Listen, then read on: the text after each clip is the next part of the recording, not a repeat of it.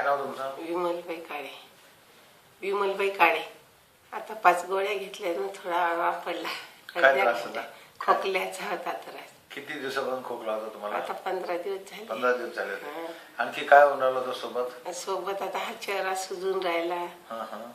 जेवणानंतर भूक लागते. भूक जरा टाइम झाला की कावशा येतात. आता आराम काय पडला तुम्हाला? आता थोडा आराम पडला नाही ह्या खोकल्यामध्ये मध्ये. आणि मनाला कसं वाटतंय? चांगलं वाटून राहिलं. आणखी डोळ्यामध्ये, मनामध्ये, घशामध्ये, खोकल्यामध्ये?